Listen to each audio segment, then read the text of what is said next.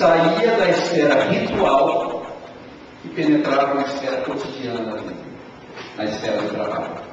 Sagrado não era só a Santa Ceia, não era só a adoração. O meu trabalho era sagrado. O que acontece com alguém que trabalha para a glória de Deus? Prospera. E hoje, sabe-se que atribui-se a essa ética protestante do trabalho o combustível para a riqueza de nações que receberam essa visão cristã de mundo. Uma ética protestante do trabalho. Entendeu? O Brasil não vai ser transformado por um ato mágico lá em Brasília, um ato profético, uma vigília. Isso é importante a gente orar, tá? Mas o Brasil vai ser transformado por um povo cristão de uma ética cristã do trabalho. Que nós perdemos. Olha.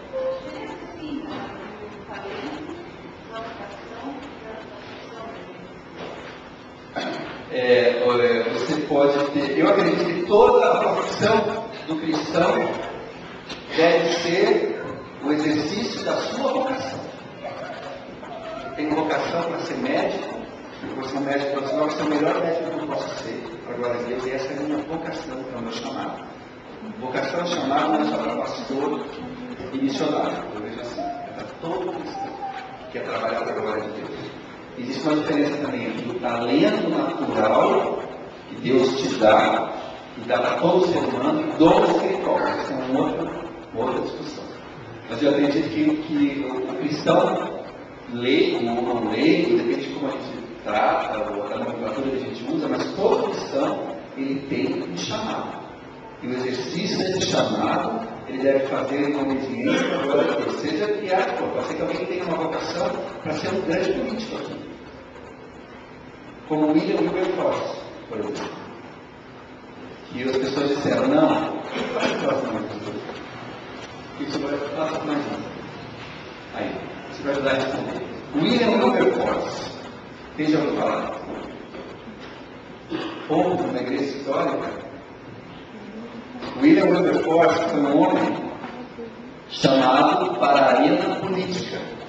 Ok? E diziam para ele, não, você tem que ser pastor. Porque essa área é muito corrompida. Em que ano foi abolida a escravatura no Brasil? Vocês sabem? O ano que foi construída a igreja. 1888? A igreja de 1888. 88, fundada em 88. Nesse ano foi abolida a escravatura no Brasil. Legal? Foi quem que assinou a lei Áurea? Vocês sabem por que era agora assim? Não, pressão. Pressão de quem? Inglaterra. Então vamos voltar. E como é que foi a abolição da escravatura na Inglaterra? Alguém sabe? William Wilberforce. Ele disse, a minha vocação é ser um político, é ir para o parlamento. Ele entendeu isso como um chamado de Deus. E ele disse, eu vou lutar até o fim da vida para que a escravidão seja abolida da Inglaterra. Porque eu não posso aceitar que o meu Deus esteja satisfeito com isso. Foi influência de uma visão cristã de mundo, fruto discípulo de John Wesley, do avivamento de John Wesley na Inglaterra, século XVIII. William Wilberforce lutou 21 anos pela abolição da escravatura. 4 dias depois que foi abolida a escravidão na Inglaterra, ele morreu. Já ouviram falar daquela expressão para inglês ver? Fazer uma coisa aqui para inglês ver? Veio dessa época. Que a Inglaterra proibiu o tráfico negreiro. Aí o pessoal fazia para inglês ver.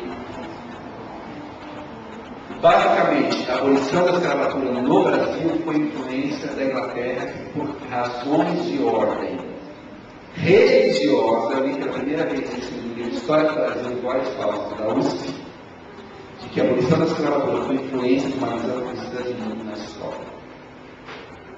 Um homem de Deus chamado por uma área específica, um profissional, vamos dizer assim, para servir a Deus ali,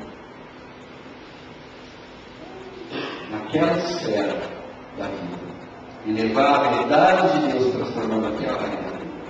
Isso é bonito da gente falar hoje, é um evento que nos inspira, né? Mas nós temos as próprias questões hoje, com o nosso contexto, a nossa geração, que ainda está sendo confrontadas.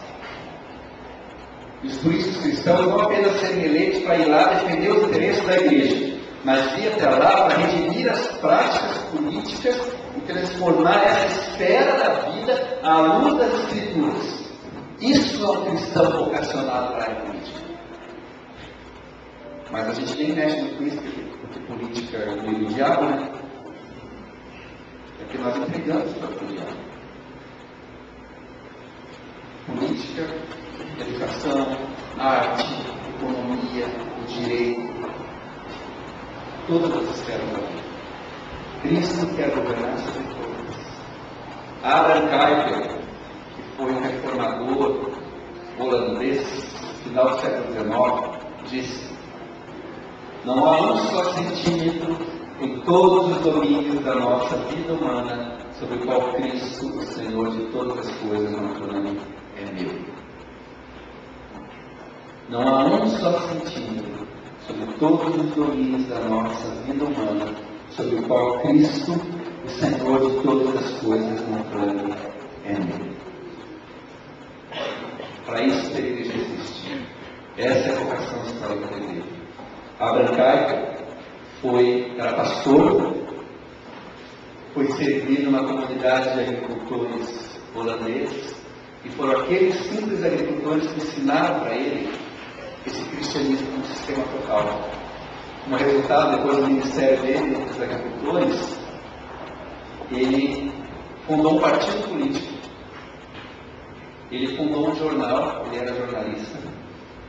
Ele fundou uma universidade, a Universidade Livre de Amsterdã, que existe até hoje. Se tornou uma das melhores universidades da Holanda. E se tornou o primeiro ministro da Holanda. Um pastor, um cristão.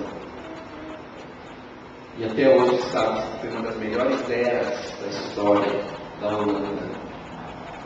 Um homem que viveu, que ministrou em diferentes áreas da vida de uma sociedade.